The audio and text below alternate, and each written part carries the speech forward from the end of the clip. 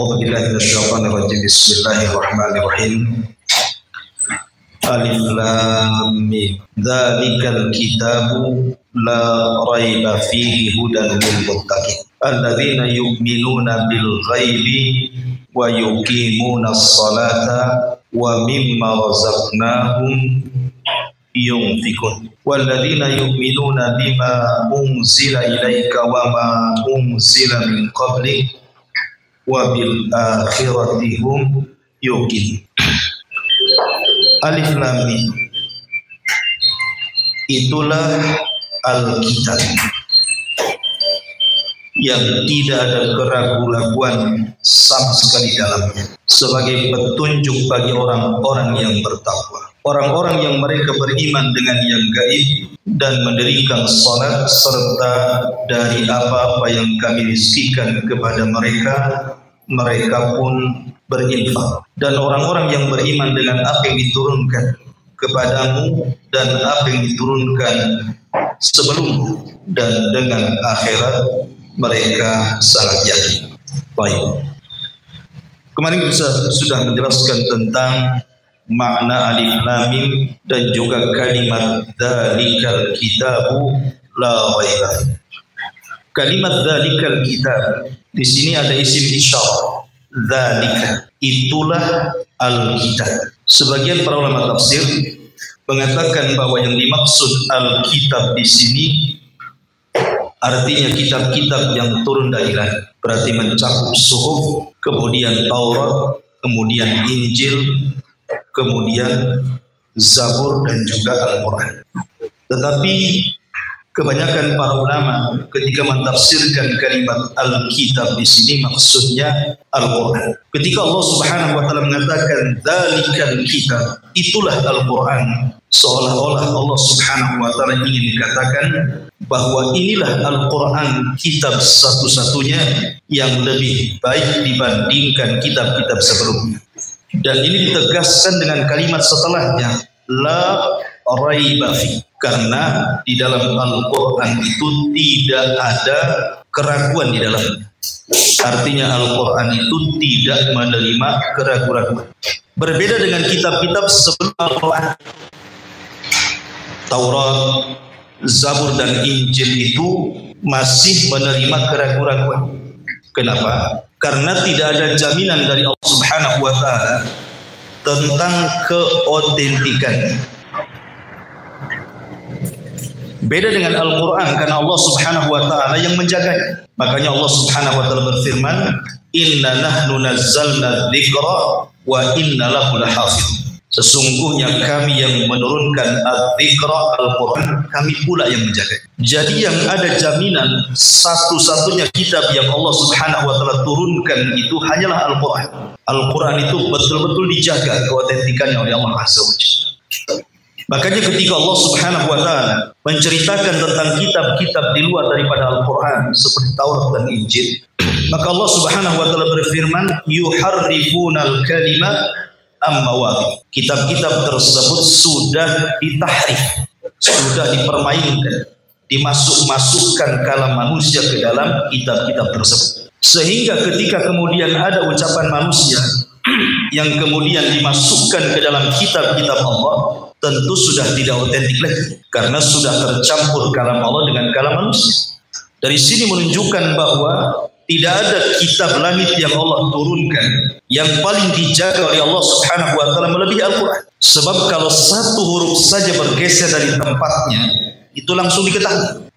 Makanya kenapa Allah Subhanahu wa taala menjaga Al-Quran ini mampu dihafal oleh siapapun. Anak kecil bisa menghafal, remaja bisa menghafal, orang dewasa bisa menghafal, orang tua juga bisa menghafal. Dan di dunia ini ribuan orang-orang yang menghafal Quran. Sehingga kalau seandainya di timur ada kesalahan, di barat pasti membenarkan. Di selatan ada kesalahan, pasti di utara ada yang membenarkan. Karena Quran itu bukan hanya terjaga secara tulisan, tetapi juga terjaga secara hafalan. Coba kitab-kitab yang lain, ada yang menghafal Taurat? Tidak ada. Sehingga karena tidak ada yang mampu menghafal Taurat, Taurat tidak bisa terjaga. Sehingga kalau ada orang yang kemudian melakukan penyimpangan, orang tidak tahu. Makanya dahulu Nabi Uzair dianggap anak Tuhan itu gara-gara hafal Taurat. Satu saja dianggap Tuhan. Apalagi Injil. Injil di banyak versi. Yang disepakati itu cuma 4 Injil. Kan? Sementara macam-macam Injil itu sampai 40 lebih. Sehingga terkadang satu Injil dengan yang lainnya itu berselisih. Maka dari sini kita katakan bahwa Al-Quran satu-satunya kitab yang terjaga keotentikannya. Makanya Allah memberikan kalimat dengan gunakan isim isyarah. Dzalikal kitab.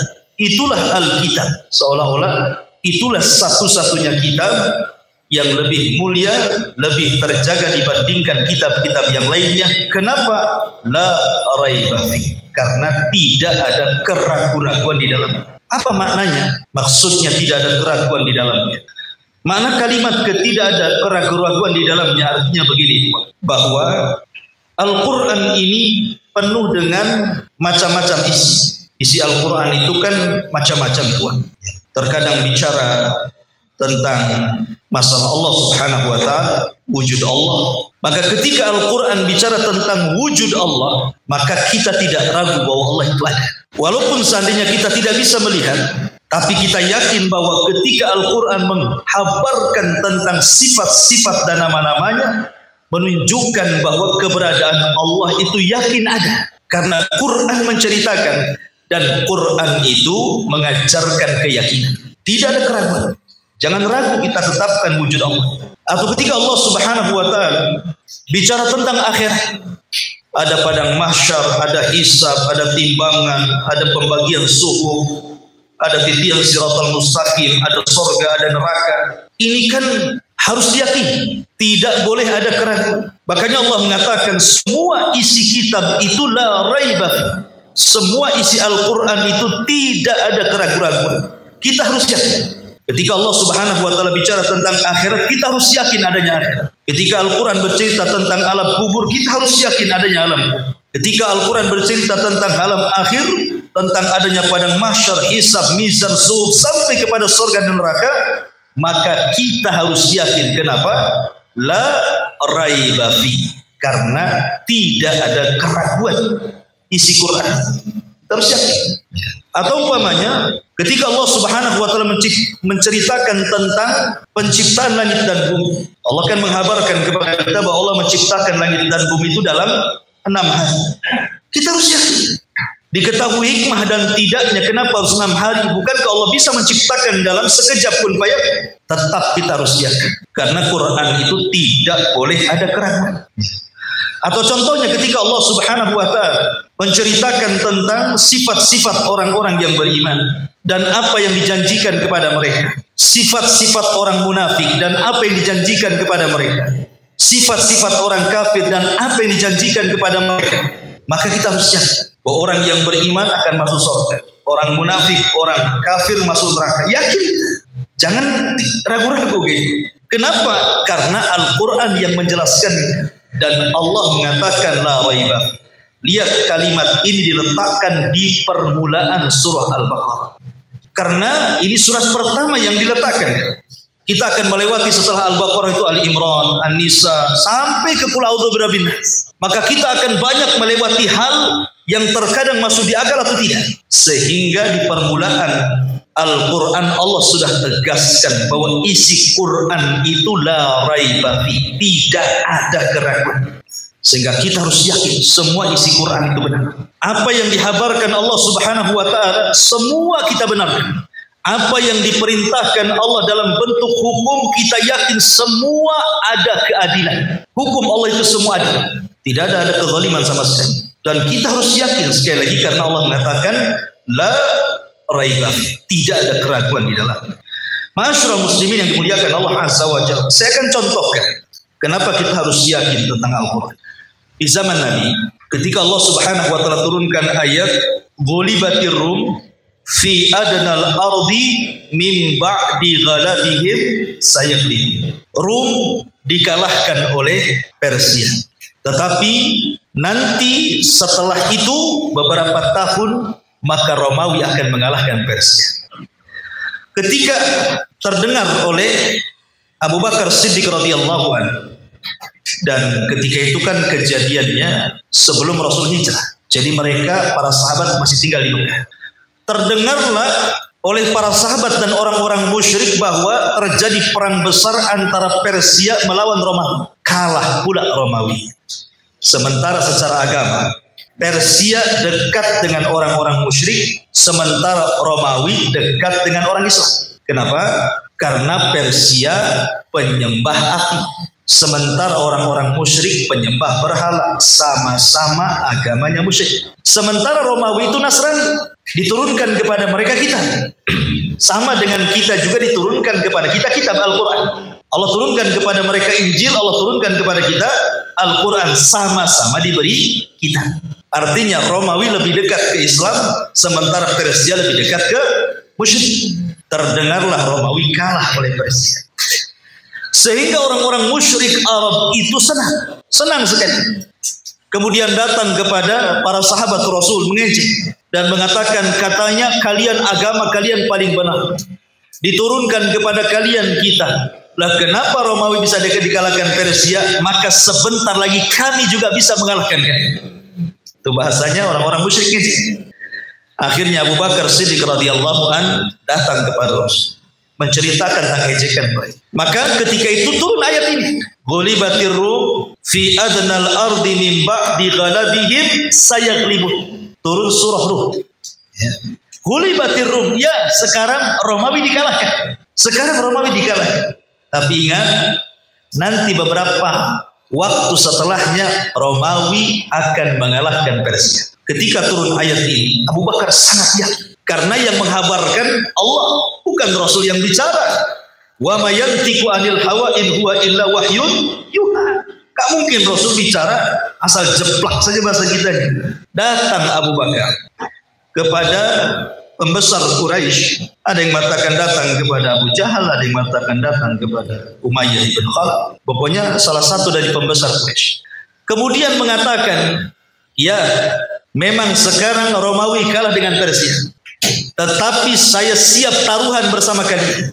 Sebentar lagi Romawi pasti menyerang Persia dan Persia kalah. Ketika itu belum ada larangan taruhan judi. Belum ada judi, larangan judi belum ada. Ya. Akhirnya kemudian bertaruhlah Abu Bakar dengan salah seorang pembesar musyrik. Baik, sekian. Taruhannya jangkanya berapa tahun? Ada yang mengatakan 3 tahun. Oke, kalau seandainya 3 tahun Romawi belum mengalahkan Persia, Abu Bakar, maka engkau akan menyerahkan sejumlah unta sekian dan sekian. Tapi kalau betul apa yang kau katakan, maka kami akan memberikan unta-unta yang kau minta. Terjadilah taruhan antara Abu Bakar dan pembesar musyrik. Sudah lewat 3 tahun, rupanya belum juga ada kekalahan. Sudah lewat 3 tahun nih. Datanglah Abu Bakar Siddiq kepada Rasul dan mengatakan, ya Rasulullah, kenapa Romawi belum mengalahkan Persia? Maka Rasul mengatakan, ya Abu Bakrin, kau harus yakin bahwa Romawi akan mengalahkan Persia. Sebaiknya kau datang lagi ke dia, tambah lagi taruhannya, tambah lagi tahunnya. Akhirnya Abu Bakar datang lagi, kemudian mengajak taruhan diperbanyak jumlah untanya, tapi diperbanyak jumlah tahun. Ketika kemudian terjadi hijrah, sementara taruhannya belum tahu siapa yang menang, siapa yang kalah. Ini pembesar Quraisy ketika mengetahui Abu Bakar mau hijrah ke Madinah kan gitu. Nanti gimana dengan taruhannya? Orangnya dah lari.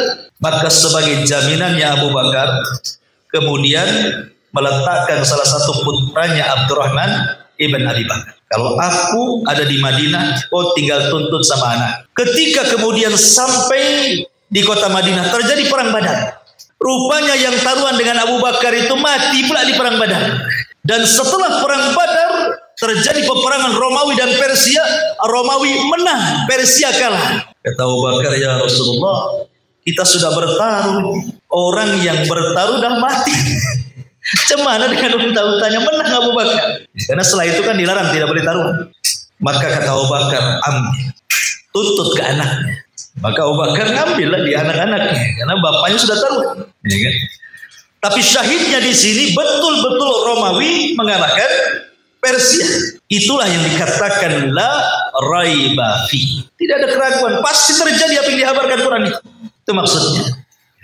Ma'asyiral muslimin yang dimuliakan Allah Azza wa Jalla, dzalikal kitabu la raiba fi hudan lil muttaqin. Bahwa Al-Qur'an itu adalah petunjuk bagi orang-orang yang bertakwa. Baik. Sekarang bagaimana dengan firman Allah Subhanahu wa taala? Syahru Ramadhan alladzi unzila fihi al-Qur'an hudan lin-nasi wa bayyinatin minal huda wal furqan. Quran ini diturunkan di bulan Ramadan sebagai petunjuk kepada manusia. Di sini Allah mengatakan sebagai petunjuk kepada orang yang bertakwa. Ini gimana?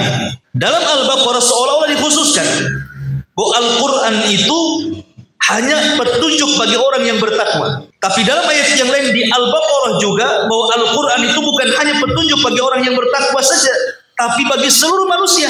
Maka kita katakan, kata para ulama, bahwa kalimat hudan lil muttaqin, ya memang pada dasarnya Al-Quran itu petunjuk kepada semua manusia, tetapi yang mengambil manfaat dari Quran itu hanya orang yang bertakwa saja. Memang Quran itu petunjuk bagi manusia, tetapi yang mengambil manfaat dari Quran itu tidak semua manusia kan. Ada yang menerima Quran, ada yang menolak, ada yang beriman dengan Quran, ada yang kufur. Ada yang menentang Al-Quran, ada yang taat dengan Quran. Jadi secara umum Al-Quran itu petunjuk bagi manusia, tapi yang mengambil manfaat dari Quran itu hanya orang yang bertakwa. Tidak semua mengambil manfaat dari Quran. Makanya Allah khususkan hudan lil muttaqin. Quran ini khusus hidayah bagi orang-orang yang bertakwa, karena mereka lah yang bisa mengambil manfaat daripada Al-Quran. Lalu siapa sih orang-orang yang bertakwa di sini? Maka orang-orang yang bertakwa dalam permulaan Al-Baqarah ini dijelaskan setelahnya sifat-sifatnya. Tapi secara global, orang-orang yang bertakwa di dalam ayat yang kita bahas di sini adalah orang-orang yang mereka menanamkan keimanan dalam hati, kemudian diungkapkan lewat lisannya, kemudian diaplikasikan lewat perbuatan. Itulah iman. Makanya dimulai alladzina yu'minu, orang-orang yang beriman. Dan iman itu artinya pembenaran hati, pengucapan lisan, kemudian dibentuk dalam perbuatan. Kenapa harus seperti itu definisinya? Supaya tidak mudah orang ngaku beriman. Kalau lisannya tidak sama dengan hatinya, perbuatan tidak sama dengan lisannya. Makanya kemudian dibuat definisi seperti itu. Lihat orang-orang munafik yang mengaku mereka beriman, tapi Allah dustakan keimanannya kan? Kenapa? Karena orang munafik itu antara lisan dan hati berbeda. Makanya munafik itu kenapa disebut munafik? Diambil dari kata nafak. Antum tahu nafak? Nafak itu kalau antum dari sini ke Nagoya, itu kan ada jembatan tuh, ada gorong-gorong di bawahnya kan, mobil masuk kan? Lah, gorong-gorong itu dalam bahasa Arab disebut nafak. Ya. Kalau ada jalur kereta menembus gunung, kemudian ada terowongan masuk gorong-gorong kan? Lah, terowongan itu dalam bahasa Arab disebut nafak. Kenapa kemudian munafik diambil dari kata nafak? Karena masuk dari sini, keluar dari sana. Nah, itulah munafik. Jadi dia masuk dari sini, keluar dari sana. Maksudnya apa? Dia masuk Islam dengan lisannya, keluar dari Islam dengan hatinya. Itulah munafik. Menampakkan keislaman, menyembunyikan kekafiran. Makanya disebut munafik. Makanya munafik tidak bisa dikatakan mukmin. Karena mukmin itu harus setara antara hati, lisan dan perbuatan. Dan itulah makna takwa dalam ayat ini. Siapa dan bagaimana sifat-sifatnya? Allah Subhanahu wa taala berfirman, alladzina yu'minuna bil ghaib. Pertama, orang-orang yang bertakwa itu adalah orang-orang yang beriman dengan yang gaib. Beriman dengan yang gaib. Ma'asyiral muslimin, apa yang dimaksud gaib dalam ayat ini? Ulama tafsir membagi beberapa penafsiran. Maksud gaib dalam ayat ini pertama maksudnya adalah wujudullah. Orang-orang yang beriman dengan wujudnya Allah. Kita harus yakin Allah itu wujud ada, walaupun kita tidak melihat. Karena keimanan itu tidak mesti harus lewat panca indera. Kita beriman itu tidak mesti bisa dilihat, bisa didengar, bisa diraba, tidak mesti. Sesuatu yang bisa kita rasakan, itu belum bisa kita imani keberadaan. Contoh nih kipas angin, ketika anginnya sampai kepada kita merasa kan, oh ada angin. Pertanyaannya, tahu antum bentuk angin? Enggak tahu kan? Kayak apa bentuk anginnya? Kita bisa rasakan anginnya tuh, menerpa kan? Tapi bentuk anginnya seperti apa kita tidak tahu. Contoh lain, kalau seandainya saya pukul kepala antum sama Pandu, mau nggak? Ya nggak mau lah. Seandainya saya pukul dengan Pandu, menjerit nggak? Menjerit. Sakitnya? Sakit. Pertanyaannya, antum bisa rasa sakit. Bentuk sakitnya kayak apa? Bulat, kotak, lonjong, nggak tahu kan? Orang bentuk sakit ada, tapi kita bisa rasakan kan? Berarti sakit itu ada, bisa kita rasakan, tetapi kita tidak bisa melihat. Sesuatu yang tidak bisa dilihat belum tentu tidak ada. Ketika kita beriman kepada Allah Azza wa Jalla, kita tidak bisa melihat Allah. Berarti Allah tidak ada. Belum tentu sesuatu yang tidak bisa kita lihat, kita katakan Allah tidak ada. Karena ini perkara gaib, harus diimani. Contoh, ketika Abu Hanifah melakukan perdebatan dengan orang-orang ateis tentang wujud Allah Subhanahu wa Ta'ala, salah satu pertanyaan orang ateis kepada Abu Hanifah itu, bagaimana orang Islam bisa menyembah Allah sementara Tuhan tidak bisa dilihat? Kemudian pertanyaan yang kedua, orang Islam bilang bahwa syaitan itu tercipta dari api, tapi kenapa diazab didarahkan dengan api? Masa api diazab api? Apa rasanya? Kemudian orang Islam itu selalu ngomong dikit-dikit, ini semua takdir. Apa itu maksudnya? Maka Abu Hanifah kemudian menjawab pertanyaan ini. Ini kan pertanyaan akli, pertanyaan akal. Jawabannya pun harus dengan akal. Sebab orang-orang ateis itu dikasih dalil Quran saja tidak akan nerima. Dikasih datangkan dalil sunnah apalagi. Kan gitu. Mereka yang mengingkari adanya Tuhan, tidak mungkin mengimani kepada firman Tuhan. Tuhan yang diingkari dia. Kan gitu. Makanya hanya bisa dibantah dengan akal. Maka Abu Hanifah mengatakan, adapun setan, kenapa diciptakan dari api kemudian dibakar oleh api dia kesakitan? Maka kemudian Abu Hanifah menjadikan satu jawabannya dengan cara menampar orang itu. Tampar orang itu. Otomatis kesakitan. Sampai kemudian orang yang ditampar ini mengadu kepada hakim yang menengahi. Hakim, gimana Abu Hanifah? Kok di ngajak debat malah nampar? Orang ngajak debat malah pakai tangan gitu. Sementara Abu Hanifah itu masih kecil, belum dewasa, tapi dia mewakili gurunya Hammad. Karena Hammad tidak mau melayani, karena ini urusan kecil, makanya Abu Hanifah diutus. Sebab kalau seandainya kalah ya wajar anak-anak gitu. Kalau menang membanggakan guru gitu. Anak-anak. Kalau kalah wajar anak-anak, kalau menang banggalah gurunya gitu maksudnya.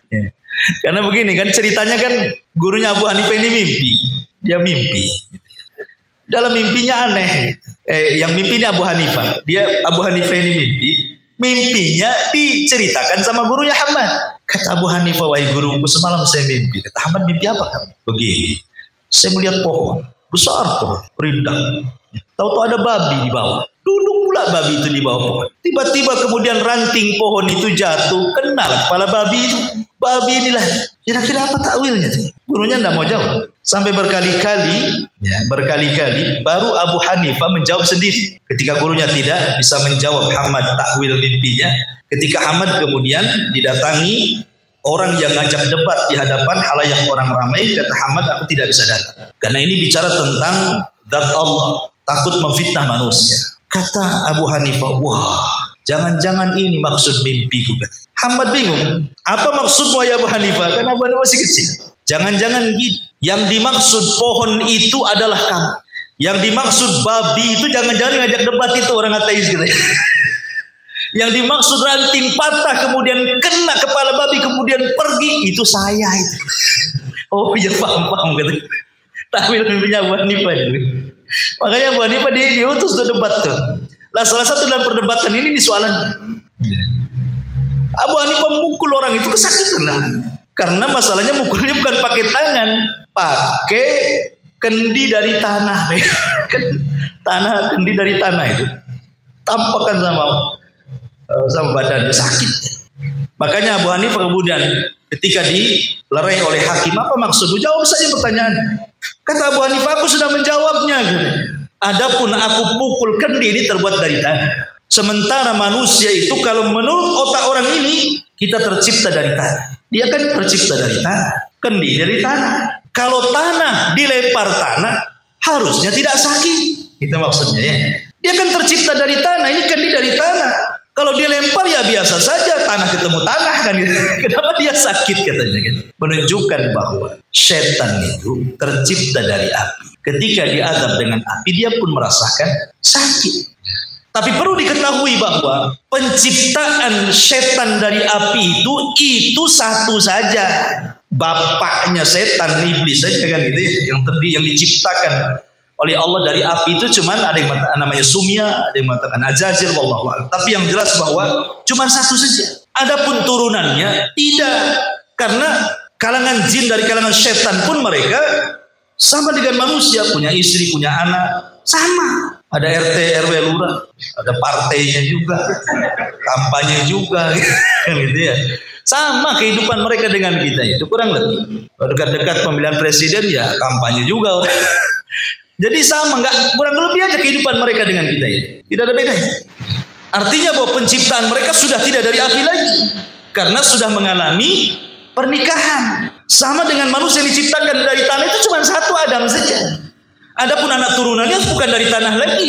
Buktinya kalau antum teriris badan antum tidak keluar tanah, yang keluar darah kan begitu.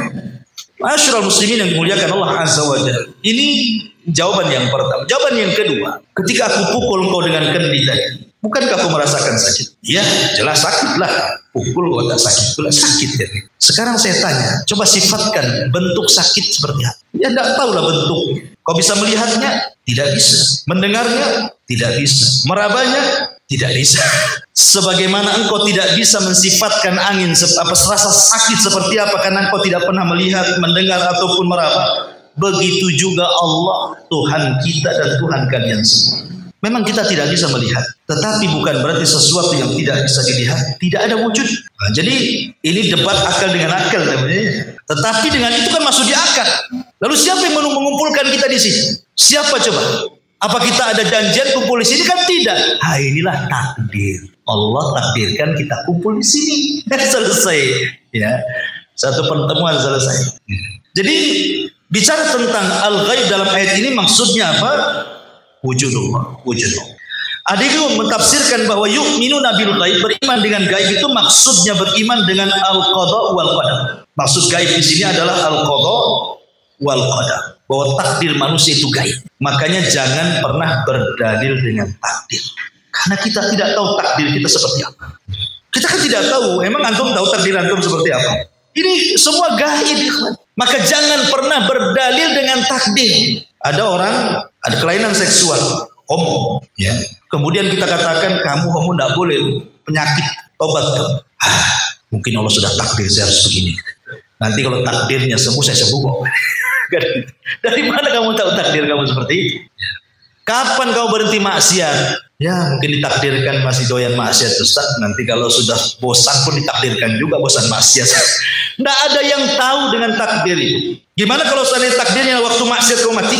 Kamu kan tidak tahu juga. Jadi jangan pernah berdalil dengan takdir. Makanya Rasul mengatakan fakullun muyassarun lima khuliqalahu i'malu ma syi'tum. Setiap kalian akan dimudahkan dengan amalan kalian, maka beramal. Ya.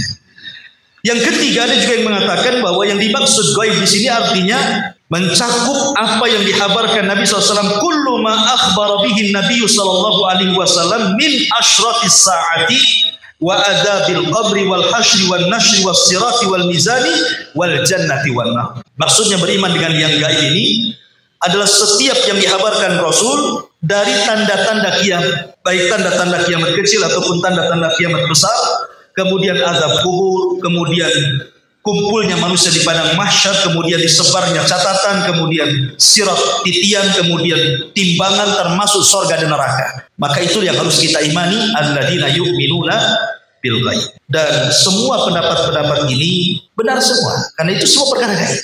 Pokoknya apapun yang dikabarkan Allah dan Rasulnya dan itu berkaitan dengan yang gaib tidak boleh kita ragukan. Karena Al-Quran itu la raiba fihi. Alladzina yu'minuna bil ghaib. Kemudian Allah mengatakan wa yuqimuna as-salata. Setelah kita beriman dengan yang gaib, maka kita dituntut untuk mengerjakan sholat. Ikhwan, ini penting sekali masalah sholat. Masyarul muslimin yang muliakan Allah Azza wa Jalla. Pembahasan masalah sholat ini pembahasan yang sangat mulia karena kita bicara tentang amalan yang pertama akan dihisab oleh Allah Subhanahu wa taala dalam hukukul ibadah. Dalam hukukullah, hak-hak yang berkenan dengan Allah. Karena amalan yang pertama dihisab itu dua. Pertama berkaitan dengan hak Allah, yang kedua berkaitan dengan hak manusia. Adapun berkaitan dengan hak Allah adalah salat, adapun berkaitan dengan hak manusia adalah urusan darah, bunuh-membunuh. Ini yang awal-awal dihisab oleh Allah Subhanahu wa taala. Di sini Allah Subhanahu wa taala mengatakan bahwa ciri orang-orang yang bertakwa adalah orang yang meninggalkan salat. Ada seorang syekh, orang yang mengerjakan salat. Ada seorang syekh bercerita, ada seorang ibu menelpon salah seorang masyayikh menceritakan tentang anak. Anaknya ini sudah dewasa, tetapi belum Allah takdirkan dapat pasangan. Dalam pekerjaannya selalu ada masalah. Kemudian juga pergaulannya selalu ada masalah. Pokoknya masalah itu seolah-olah tidak berhenti dan mustamir terus saja. Seolah-olah selesai masalah ini datang masalah yang lain. Masalah yang lain selesai, masalah lain datang lagi. Dan begitu seterusnya. Saya kasihan dengan anak saya. Wahai Syekh, apakah anak saya ini terkena sihir? Apakah anak saya ini terkena penyakit ain, penyakit mata? Atau anak saya terkena hasad manusia? Tolong berikan fatwa kepada agar aku bisa membimbing anak. Syekh mengatakan, yang pertama ditanya oleh Syekh, wahai apakah putramu sholat? Yang pertama yang ditanya Syekh ini adalah, apakah putramu sholat? Kata ibu ini, demi Allah wahai Syekh, masalah ada. Sejak kecil memang aku tidak pernah mendidik dia sholat. Sampai sekarang dia tidak pernah sholat, padahal muslim.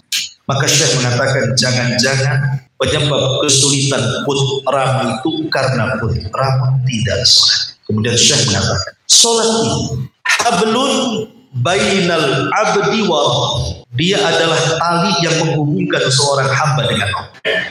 Makanya sholat disebut sholat diambil dari silah. Silah itu tali penyambung. Sholat disebut sholat itu karena sholat itu bicara tentang hubungan hamba dengan Allah. Makanya disebut sholat.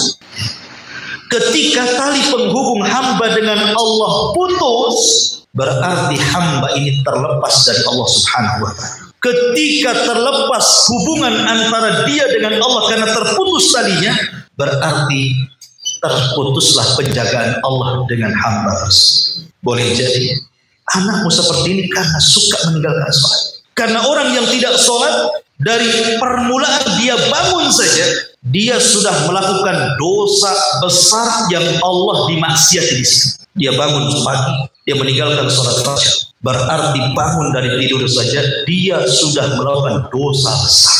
Dosa paling besar setelah syirik, melebihi dosa-dosa yang lainnya. Bayangkan bangun tidur dia sudah melakukan dosa sebesar-besarnya dosa setelah kesyirikan. Bagaimana akan diberkahi hidup? Karena orang yang meninggalkan sholat secara sengaja itu, ikhwan, dosanya lebih besar dibandingkan berzina. Dosanya lebih besar dibandingkan membunuh. Dosanya lebih besar dibandingkan minum khamr. Dosanya lebih besar dari dosa-dosa. Sebutkan dosa apa? Jangan syirik saja. Karena ada kaidah para ulama, meninggalkan yang wajib lebih besar dosanya dibandingkan mengerjakan yang haram. Sholat kan wajib, ditinggalkan lebih besar dosanya dibandingkan Anda melakukan yang haram, judi, zina, khamar dan yang lain. Bayangkan, awal mulai bangun saja sudah maksiat. Tengah hari maksiat, sore hari maksiat, malam hari maksiat lagi. 5 kali sehari anakmu melakukan dosa besar yang Allah dimaksiati di sini. Bagaimana anakmu akan berkah hidup? Jawabannya kan mantap. Masyarul muslimin yang dimuliakan Allah Azza wa Jalla, saya akan sebutkan 10 dosa, semua bahaya.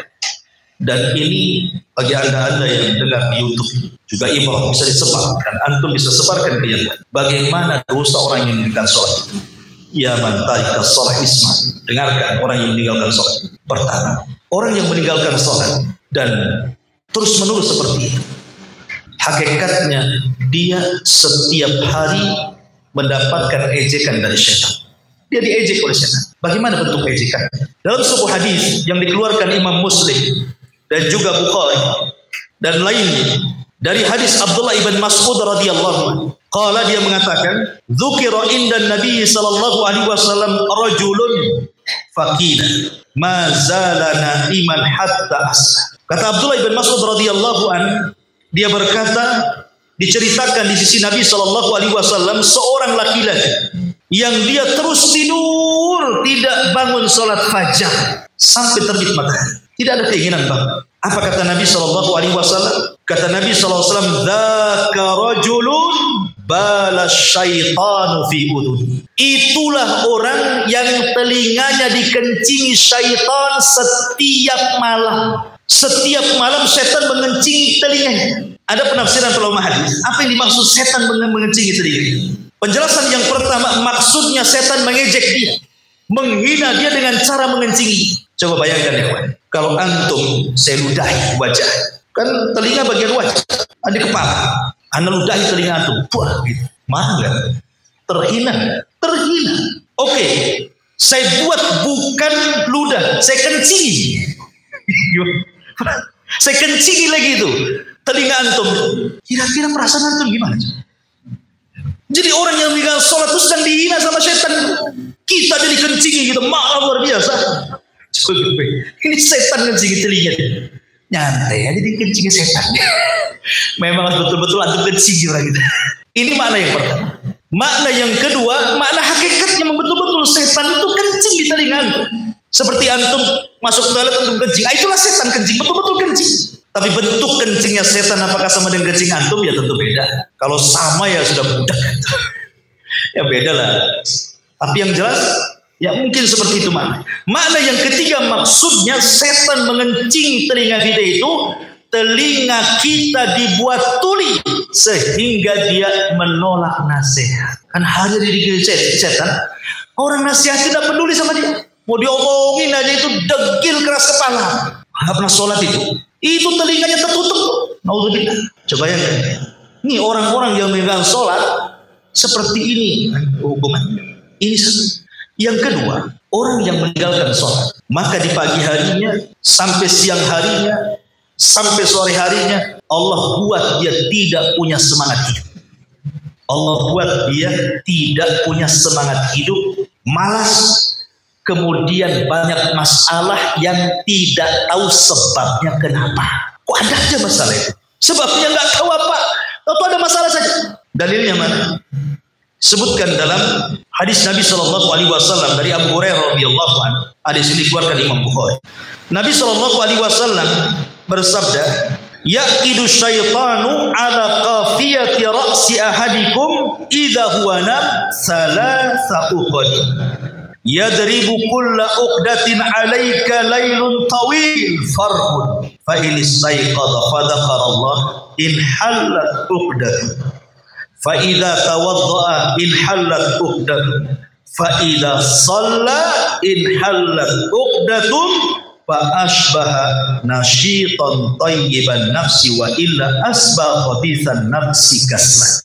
Lihat, kata Nabi SAW, setiap malam setan itu datang kepada setiap manusia yang tidur, kemudian mengikat di tengkuknya 3 ikatan. Ingat paradigma barat ketika bicara tentang otak di kepala, maka mereka akan mengatakan otak itu hanya 2, kiri dan kanan. Otak kiri, otak kanan, kata mereka. Tapi dalam bahasa Quran, otak itu ada 2 juga. Tapi otak depan disebut ubun-ubun, otak belakang disebut tengkuk. Itulah bahasa Quran. Ubun-ubun itu di tangan Allah. Nasiyatin biyad. Ubun-ubun manusia itu di genggaman Allah. Setan tidak bisa mengganggu otak depan karena di tangan Allah.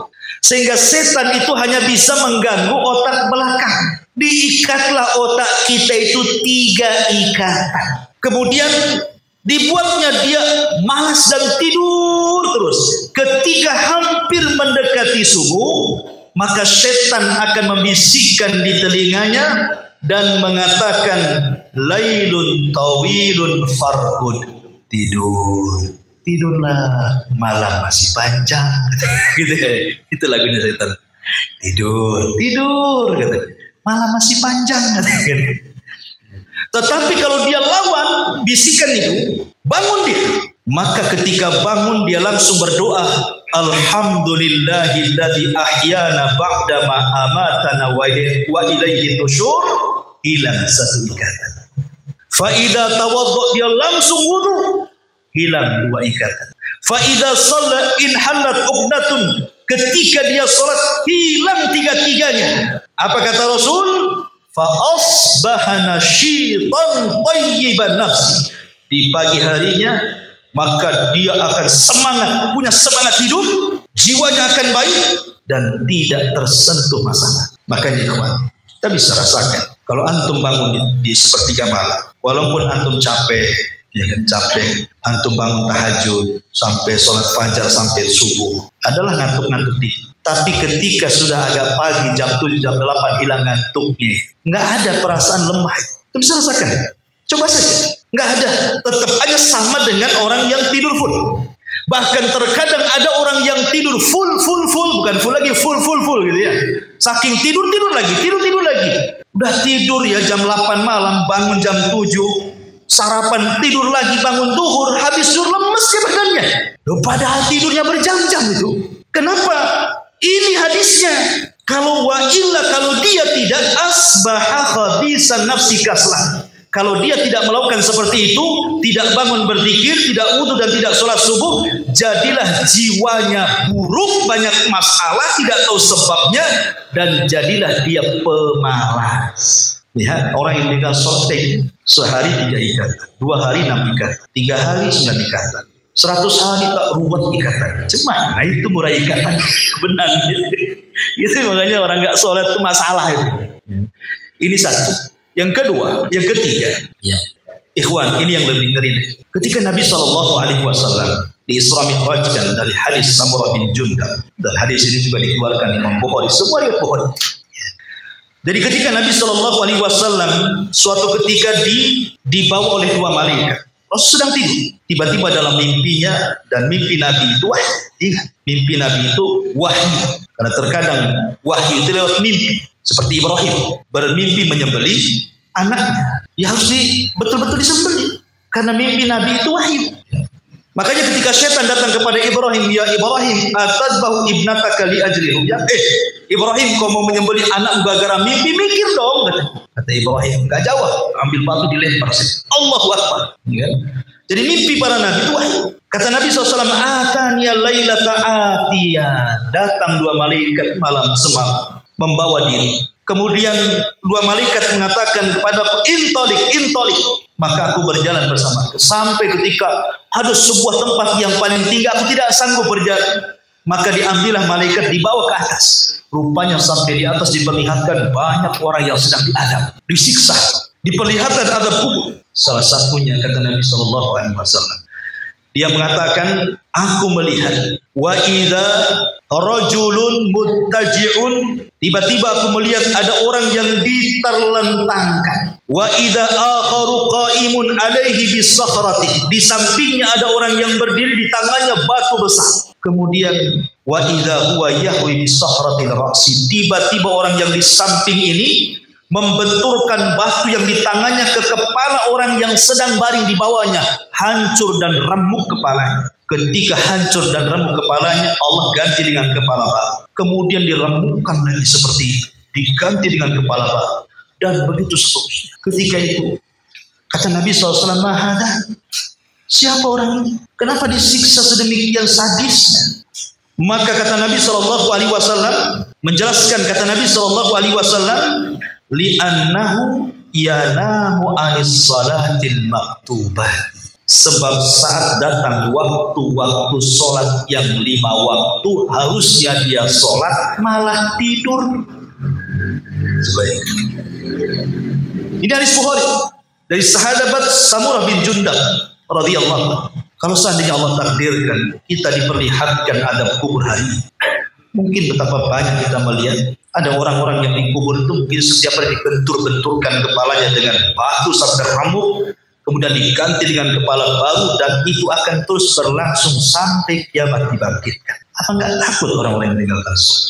Ya man tarikas salat, wahai orang yang meninggalkan salat, isma'u, dengarkan hadis ini. Ini hadis ngeri ini. Coba yang sengeri ini loh. Orang yang meninggalkan salat kan enggak paham saja mereka akan seperti ini. Ini yang ketiga. Yang keempat, Allah Subhanahu wa taala berfirman dalam surah Maryam ayat 59 sampai 6.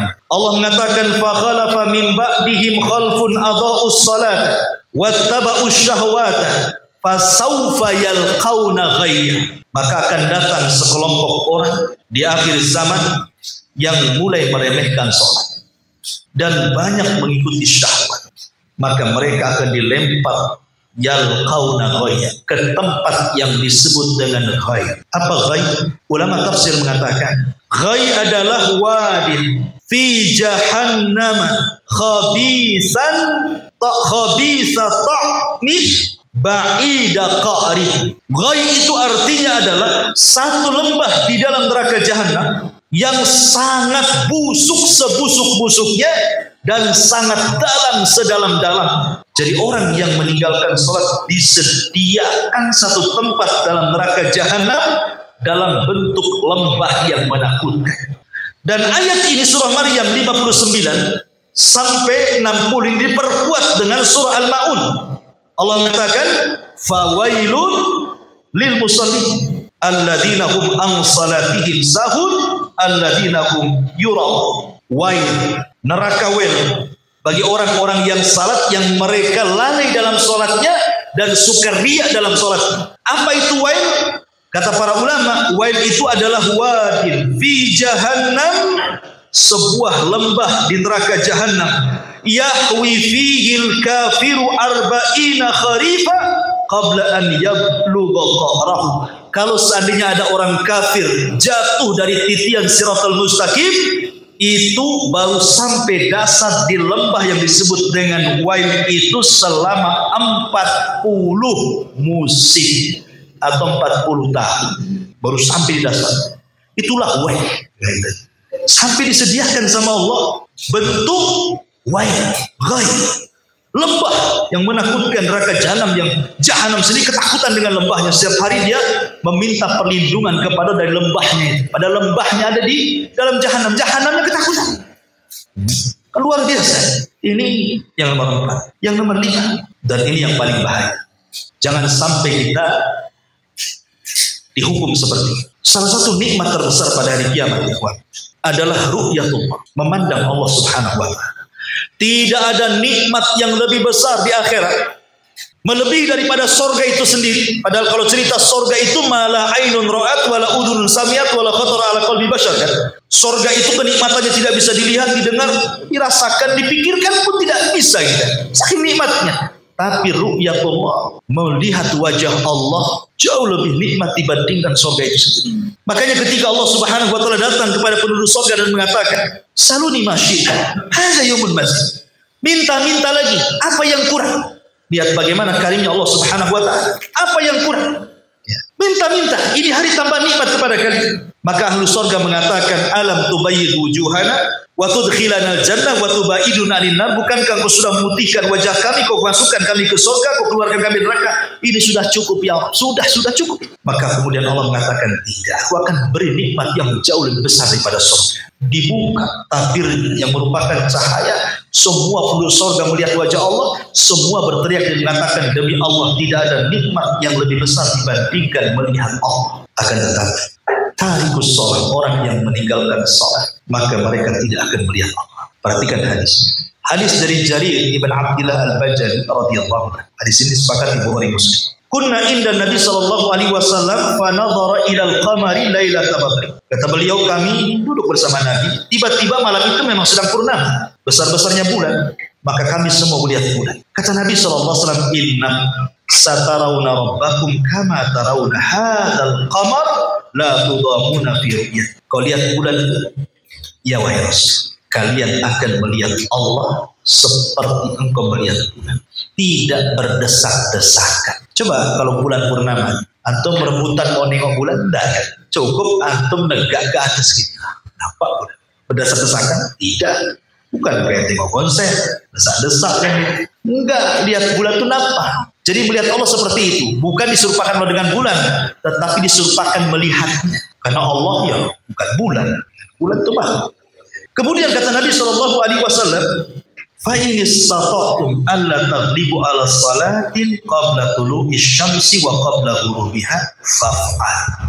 Kalau kalian ingin melihat Allah, kalau kalian mau, maka jangan pernah kalian terkalahkan untuk sholat sebelum terbit matahari, maksudnya sholat subuh, dan sholat sebelum terbenam matahari, maksudnya sholat asar. Kalau kalian ingin melihat Allah, jaga dua sholat. Kemudian Rasul membacakan ayat wasabbih bihamdi rabbika qabla tulu'i syamsi wa qabla al-ghurub, surah Qaf ayat 39. Lihat bagaimana Nabi luar biasa ya, terhalang ya ruhiyatullah gara-gara meninggalkan sholat fajar dan sholat asar, terutama sholat fajar. Jangan ditinggalkan. Ada seorang pembesar Israel Yahudi, dia bicara di sosial media, televisi, tentang peperangan antara Islam dengan Yahudi. Seolah-olah dia membenarkan akan terjadi peperangan. Bahkan dia membocorkan rahasia. Kalau seandainya orang Islam itu sampai sholat subuh, sholat fajar, dan jumlah mereka sama dengan sholat Jumat, maka mereka akan mengalahkan kita. Ini ucapan mereka. Kalau seandainya sholat subuh itu jumlah yang sholat sama dengan jumlah sholat Jumat, kita akan kalah. Kenapa orang Yahudi mengatakan seperti itu? Di akhir zaman, kalau kita cerita tentang Al-Mahdi al-Muntadhar, Imam Mahdi yang kita tunggu-tunggu, Muhammad bin Abdullah. Dan Imam Mahdi bukan orang Indonesia. Ada tuh yang ngomong bahwa Imam Mahdi itu akan keluar di Nusantara. Imam Mahdi yang mana? Orang mana? Orang Medan, orang Jawa. Orang mana? Orang apa? Imam Mahdi itu munculnya di Madinah, di Mekah, di Bai'at di Mekah, antar dua rukun. Jadi ketika cerita Imam Mahdi itu, Dajjal ini kan banyak pengikutnya. Permulaannya saja sudah 70.000 orang Yahudi Asfahan. Belum lagi bangsa Mongol, Turk, belum lagi orang-orang Arab jahil, belum lagi kaum wanita. Macam mungkin 2/3 dunia akan ikut Dajjal nanti di akhir zaman. Dan Dajjal tidak dibunuh dan tidak bisa dibunuh kecuali Rasulullah Nabi. Maka Imam Mahdi dan pasukannya tidak bisa melawan Dajjal. Terpaksa mereka harus sembunyi di Bukit Tur. Mereka dikepung, bersembunyi di Bukit Tur. Saking lamanya mereka di Bukit Tur sampai kelaparan, sampai kepala kerbau lebih berharga dibandingkan tumpukan emas, karena yang mereka butuhkan bukan emas, makan. Saking lapar. Akhirnya pasukan Imam Mahdi mengatakan, kalau kita ini seperti ini terus kelaparan, mungkin kita akan mati kelaparan. Kita ini prajurit tentara, lebih baik kita mati syahid dibandingkan mati kelaparan. Maka kemudian mereka datang pada Imam Mahdi, bagaimana kalau besok kita serang saja Dajjal? Apapun yang terjadi, apa kita mati syahid lebih mulia bagi kita? Maka Imam Mahdi pun kemudian setuju. Baik, kita berangkat setelah sholat fajar. Ya. Sholat fajar dulu, berangkat setelah sholat fajar. Maka ketika betul-betul di pagi hari itu, azan dikumandangkan. Setelah selesai azan, menunggu waktu qomat, langit gelap, segelap-gelapnya. Tiba-tiba ada cahaya dari langit. Rupanya Isa bin Maryam turun diapit dua malaikat dan rambutnya seperti baru dibasahi, menetes, dan hawa mulutnya bisa membunuh orang Yahudi sejauh mata memandang. Akhirnya Isa pun turun. Kemana? Ke Bukit Tur. Ketika kaum muslimin siap-siap sholat fajar, sholat subuh. Kata Al-Mahdi kepada Isa bin Maryam, karena mereka sudah tahu sifat-sifatnya yang sudah disifatkan Nabi kan. Makanya kemudian Imam Mahdi mengatakan, taqaddam ya Allah. Silahkan wahai Rasulullah. Wahai Isa, maju. Tapi Isa mengatakan di kaum tidak. Setiap kaum itu ada imam kosnya. Maka Imam Mahdi yang mengimami Isa jadi imam untuk membantah bahwa Isa bukan anak Tuhan, Isa bukan Tuhan, Isa bukan tiga di antara Tuhan. Asal Tuhan jadi makhluk, sudah gimana ceritanya? Ya. Jadi imam saja tidak mungkin Tuhan itu. Tuhan itu diibadah, bukan dia beribadah. Dan untuk membantah orang Yahudi yang mengatakan qatalna Masih ibn Maryam, kami sudah membunuh Isa, dia masih hidup, turun dia. Ya kan? Akhirnya sholat subuh. Selepas sholat subuh berangkat mereka. Dajjal dibunuh Isa bin Maryam dan orang Yahudi dikalahkan dengan jumlah yang sedikit sehingga mereka kocar-kacir, tunggang langgang, sembunyi di batu-batu, ngomong, hei muslim, di sini ada orang Yahudi, bunuh dia. Sembunyi di balik pohon pula ngomong, wahai muslim, ini ada orang Yahudi, balik saya, bunuh dia. Semua makhluk bicara kecuali satu pohon bisu dan mau ngomong lindungi Yahudi. Pohon itu disebut Gorkot. Gorkot itu bukan pohon cemara. Ada yang mengatakan pohon cemara, sampai saya dengar dulu ada yang memfatwakan serampangan untuk menebas pohon cemara se-Indonesia. Itu pohon gorkot gitu. Gimana cerita? Bukan pohon gorkot tuh. Di sini bocor pula ke Israel, makanya orang Israel banyak-banyak nanam pohon gorkot lain. Suatu ketika orang Palestina menyerang dengan layangan api. Layangannya sampai pula di hutan, Israel terbakar pula pohon gorkotnya, ditanam lagi. Masyaallah muslimin yang dimuliakan Allah Subhanahu wa taala. Lihat syahidnya di sini, kemenangan marbut terikat dengan sholat. Kalau Anda ingin menang, sholat. Mana dalilnya? Dalilnya orang azan, hayya 'alal falah. Hayya 'alal falah. Apa arti falah itu? Menang hati. Ayo kita menang. Nggak mau. Kan ini deh. Ayo kita menang. Moh kata orang Jawa. Ayo kita menang. Embung kata orang Sunda. Ya gimana? Dia aja dulu. Diajak menang nggak mau.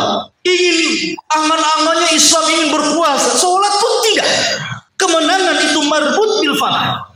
Kemenangan itu marbut bis salat, terikat dengan salat. Makanya panggilannya hayya 'alal falah. Jadi kalau kita ingin menang salat, itu maksudnya. Karena di antara panggilannya itu adalah falah, hayya 'alal falah, ayo kita menang. Ternyata sampai di masjid yang salat orang tua semua. Gimana bisa menang? Udah aja enggak ada yang ke masjid. Ma'asyiral muslimin yang dimuliakan Allah Azza wa Jalla. Baik. Kemudian yang keenam, disediakan neraka khusus. Bayangkan, sediakan neraka khusus orang yang tidak sholat. Apa nerakanya? Saqar. Allah mengatakan, masalakakum fi saqar. Kenapa kalian bisa masuk neraka saqar kata Allah? Apa jawaban penghuninya? Lam naku minal musallin. Karena kami tidak sholat. Sampai dikhususkan neraka loh bagi orang yang meninggalkan sholat. Kemudian yang ketujuh, hidupnya gak akan tenang, saya katakan tadi. Ada saja masalah, tak tahu sebabnya, susah mengurainya, tidak tahu ujung pangkalnya, tidak ada penyelesaiannya. Masih ada saja masalah, ngeluh. Biar Allah mengatakan, innal insana khuliqa halu'a. Sesungguhnya manusia diciptakan suka mengeluh. Idza massahu syarru jazua. Apabila ditimpa kesusahan makin mengeluh. Wa idza massahul khairu manua. Apabila didapatkan kebaikan harta, pelit kikir na'udzubillah. Setelah itu Allah katakan illal musallu, kecuali orang salat. Alladzina hum 'ala salatihim da'imun, yang dalam salatnya tidak pernah meninggalkan. Enggak akan ngeluh hidup. Ya. Kalau orang tidak salat ya seperti ini, ngeluh saja. Kalau ditimpa musibah makin ngeluh. Yang dimarahi Allah pula dimarahi. Kenapa aku terus ya Allah? Kenapa gak si anu saja? Si aku saja. Enggak ada lagi objeknya. Allah dimarahi. Oh dikasih harta banyak, bukannya syukur, pelit, medit gitu. Pokoknya ngeluh saja. Illal musallu, illal musallin, kecuali orang sholat gak akan mengeluh. Ya. Kemudian yang nomor 8, orang yang tidak sholat ini khawatir dia jadi munafik. Di antara sifat munafik itu adalah malas sholat. Kata Nabi SAW sendiri mengatakan dalam Al-Quran, innal munafiqina yukhadi'una Allah wa huwa khadi'uhum wa idza qamu ila sholati qamu kusala yura'una an-nas wa la yadhkuruna Allah illa qalila. Dalam surah An-Nisa 142 Allah mengatakan orang-orang munafik itu suka menipu Allah, padahal Allah yang tipu mereka. Jangan salah. Ya. Mereka maunya nipu Allah, tapi mereka tidak sadar mereka sedang ditipu Allah. Orang munafik, mereka itu kata Allah Subhanahu wa taala, fa idza qamu ila sholati qamu kusala. Seandainya pun salat malas-malas. Seandainya pun salat itu ya malas-malas, terpaksa gitu.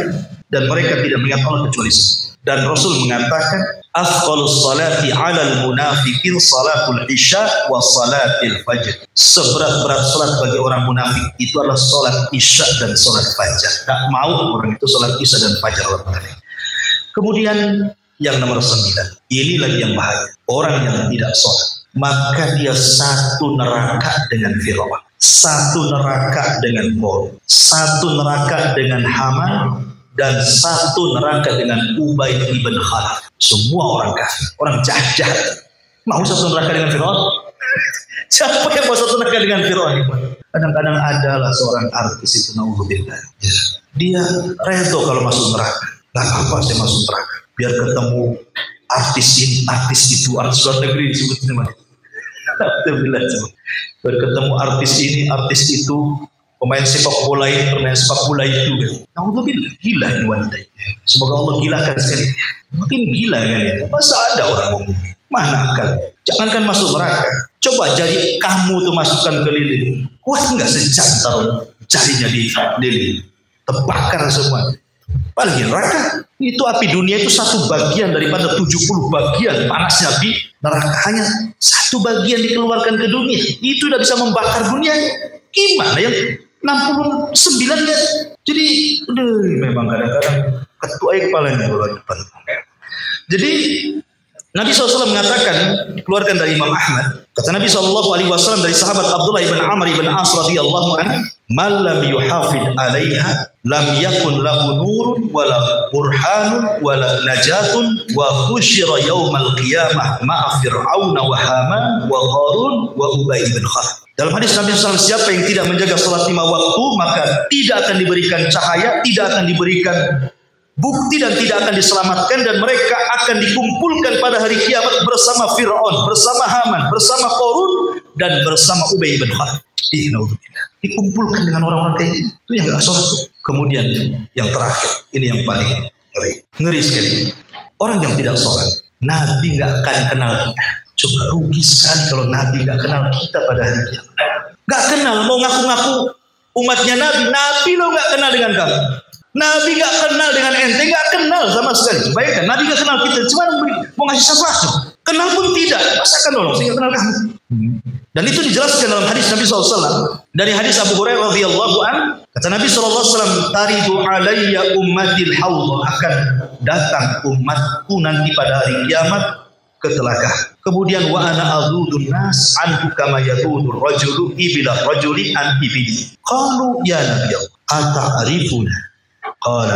Kemudian dikatakan, dan kalian akan digiring seperti seseorang menggiring unta untuk diarahkan ke telaga Rasul. Kemudian Rasul mengatakan, "Rasul, apakah kau akan kenalkan sebagai umat?" Kata para sahabat. Kata Nabi SAW, "Ya." Kemudian Rasul mengatakan, "Kalian punya tanda yang merupakan tanda bahwa engkau adalah umat." Apa tandanya? Kata Nabi SAW, tandanya adalah warron muhajjalin min azaril wudu. Tandanya adalah cahaya-cahaya yang ada di tangan, di dahi, dan semua anggota wudu. Jadi anggota wudu itu, mulai dari tangan, kemudian wajah, kepala, sampai ke kaki, itu akan bercahaya. Dari cahaya wudu itulah Rasul kenal kita. Dan orang yang tidak sholat pasti tidak wudu. Karena tidak mungkin sholat tanpa wudu. Jadi Nabi tidak akan kenal. Bukan hanya itu saja. Malaikat yang akan menyelamatkan orang yang dapat syafaat di neraka tidak kenal. Cemana kalau nggak kenal mau dikeluarkan dari neraka? Malaikat nyari-nyari yang mana katanya kan? Tidak tahu. Kenapa nggak kenal? Karena nggak sholat. Mana hadis? Hadis dari Abu Hurairah radhiyallahu anhu sendiri masih dalam Sahih Bukhari. Kemudian Nabi SAW mengatakan, "Hatta idza aradallahu rahmatan man arada min ahlina." Ketika Allah Subhanahu wa taala menghendaki diselamatkan pun neraka karena rahmatnya, dan rahmat itu yang terakhir. Ingat, rahmat Allah itu terakhir, mengeluarkan orang dari neraka. Pertama syafaat Nabi, kemudian syafaatnya para syuhada, kemudian para malaikat memberikan syafaat, kemudian syafaatnya orang-orang soleh, kemudian syafaatnya anak-anak yang soleh, kemudian syafaatnya manusia satu persatu, sehingga ketika tidak ada lagi yang memberikan syafaat, orang ini masih ada di neraka. Bagaimana cara dia keluar? Maka dia keluar dengan rahmat Allah. Nggak ada lagi yang nolong dia. Ya. Nabi nggak ada, malaikat tak bisa, anak tak bisa, orang tua tak bisa, kawan-kawan tak bisa. Siapa lagi? Dia masih tersisa neraka itu. Maka mereka akan diselamatkan dengan rahmat Allah, kasih sayang Allah. Dengan cara apa? Mengutus malaikat untuk mengambil mereka.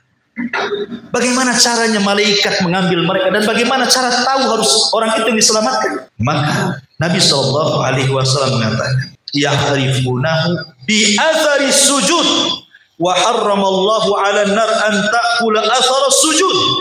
Mereka dikenali para malaikat dengan bekas sujudnya karena Allah mengharamkan bekas sujud dimakan api neraka. Orang yang suka sujud itu akan diharamkan untuk dimakan api neraka. Malaikat mengeluarkan mereka karena tahu dari mana, bukan dari namanya, tapi dari jidat dia yang suka wudhu, yang suka sholat. Coba bayangkan, kalau antum pahami 10 perkara ini, apa nggak ngeri orang meninggalkan sholat? Makanya kenapa di permulaan Al-Baqarah setelah kita beriman dengan yang gaib, yang ditekankan kedua adalah wa yuqimuna shalah. Baru satu kalimat lagi. Enggak apa-apa. Kemalaman. Apa berhenti sampai di sini? Lanjut. Oke, satu ayat lagi. Bukan satu ayat.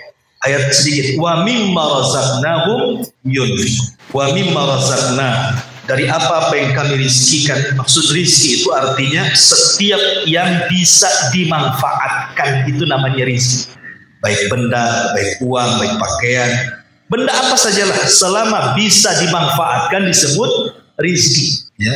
Apapun yang bisa dimanfaatkan itu rizki.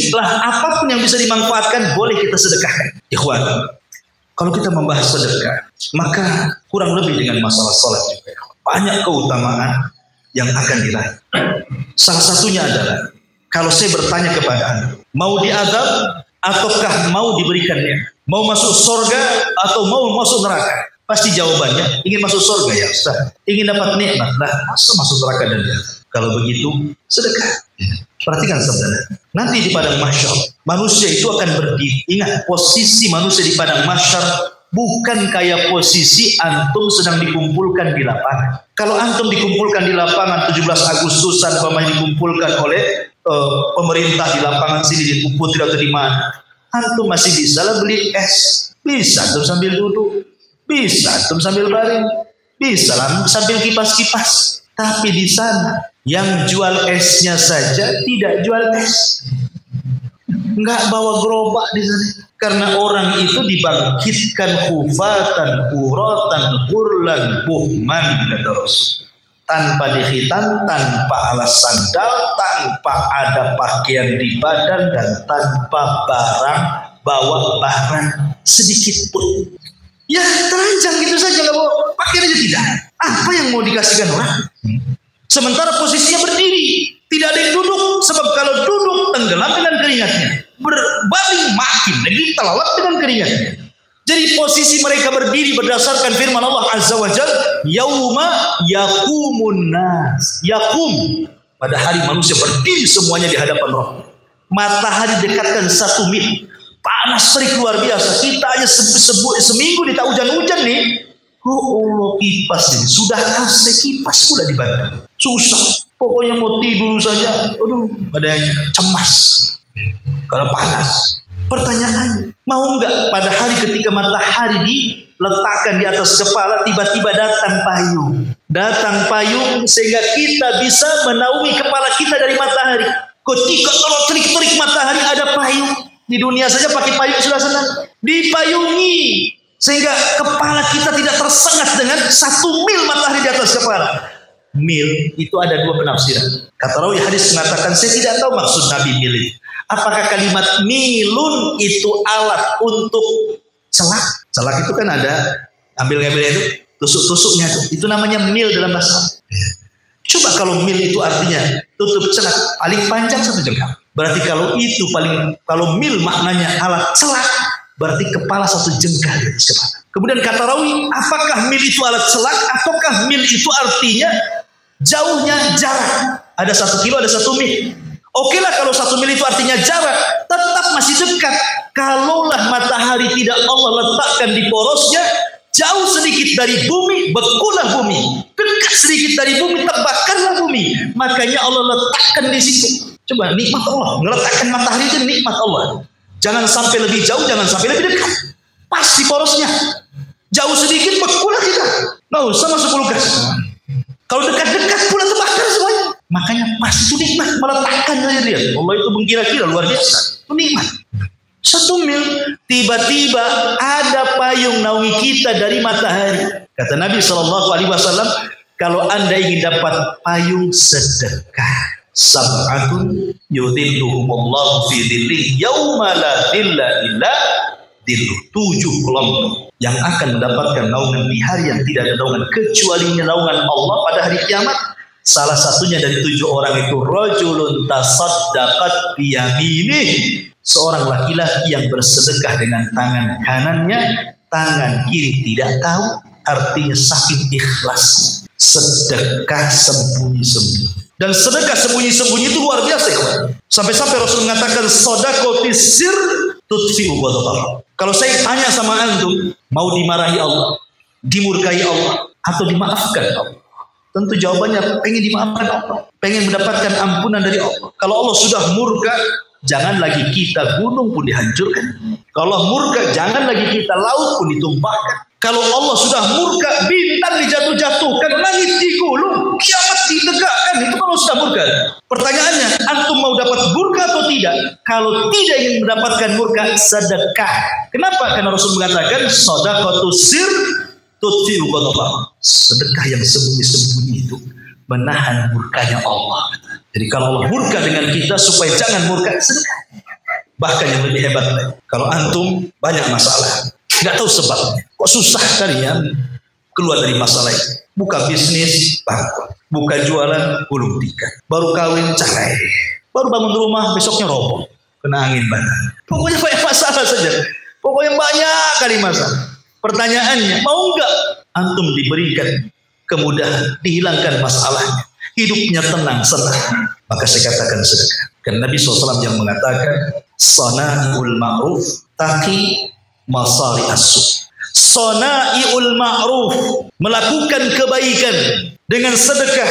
Tidak mesti dengan uang, sedekah itu dengan tenaga. Yang penting kan berbuat baik. Ya, ada orang pengen barangnya diangkat, kita angkat. Kemudian kita jalan ada batu, ini kalau roda motor dikena batu guling bahaya, ambil ke sampingkan, gitu ya. Itu kalau batu diambil ke sampingkan, kalau dompet diambil masuk kocak. Itu bukan sana'iul ma'ruf. Artinya bahwa apa kan sedekah itu kan tidak mesti dengan uang kan, dengan tenaga. Ada tetangga lagi hamil butuh kendaraan, antar ke rumah sakit, antar, apa susahnya? Itu sedekah. Sana'iul ma'ruf, sedekah itu kaki akan melindungi kita dari apa? Masari as-su. Apa masari as-su itu? Kata para ulama, masari as-su itu artinya sesuatu yang Nabi SAW berlindung darinya, seperti tenggelam, seperti jatuh dari ketinggian, seperti terbakar, seperti mati su'ul khotimah, seperti kesusahan-kesusahan dunia lainnya. Harusnya antum ditabrak tidak tertabrak, harusnya antum menabrak tidak jadi nabrak, antum harus jatuh tidak jatuh, tiba-tiba bangunan runtuh, antum di sampingnya tidak mati. Ya. Harusnya kemudian antum naik kapal, kapalnya tenggelam, antum pula selamat. Itu maksudnya. Harusnya antum su'ul khotimah, husnul khotimah pula. Jadi semua kesulitan-kesulitan itu dimudahkan, kata Rasul. Sana'iul ma'ruf taqi masari as-su. Hebatnya sedekah, luar biasa ini. Dan ingat ikhwan, terkadang kalau orang itu tidak paham tentang mana sedekah. Sedekah itu, yang butuh itu bukan orang miskin sama kita. Itu kesalahan. Kalau kita sedekah itu kayaknya dia yang butuh saya, kan gitu ya? Kalau ada orang minta-minta, kayaknya kok dia butuh kali dengan saya. Kalau ada masjid minta, kayaknya masjid yang butuh saya. Kalau ada pesantren nyebarkan infak, kayaknya pesantren yang butuh saya. Kalau ada orang susah minta, kayaknya orang itu yang butuh saya. Jangan, cara paradigmanya itu hilangkan tuh kalimat itu. Yang butuh itu bukan mereka sama kita, kita yang butuh mereka. Yang bersedekah itu yang butuh. Jadi orang yang bersedekah itu sangat berhajat kepada orang miskin, kepada fakir miskin, kepada anak yatim, kepada masjid yang membangun, kepada madrasah, pesantren atau apa saja. Kita yang butuh mereka, bukan mereka butuh sama kita. Kan itu kan paradigma yang salah itu. Kenapa? Tadi contoh-contohnya. Orang yang bersedekah tidak diwafatkan kecuali husnul khotimah. Kembali ke siapa? Ke kita. Supaya kita di jalan selamat. Supaya rumah tangga kita sakinah mawaddah warahmah. Supaya di kantor kita adem-adem ayam tidak masalah. Supaya di jalan kita tidak dimuji orang. Supaya dalam urusan itu dimudahkan. Itu kembali ke kita loh itu. Coba kalau nggak ada orang miskin, antum mau sedekah sama siapa? Masih untung ada orang miskin. Jadi kita yang butuh kepada mereka. Jangan salah, ini paradigma ini aneh orang bersedekah. Jadi orang kaya itu yang butuh orang miskin, bukan orang miskin butuh orang kaya. Karena sedekah itu kembali manfaatnya bukan ke orang yang kita sedekahi, tapi ke kita yang bersedekah. Nah, itu paradigmanya diganti. Jadi masyarakat muslimin yang dimuliakan Allah Azza wa Jalla, intinya bahwa Terlampau banyak kalau kita cerita tentang keutamaan sedekah juga waktu, ya.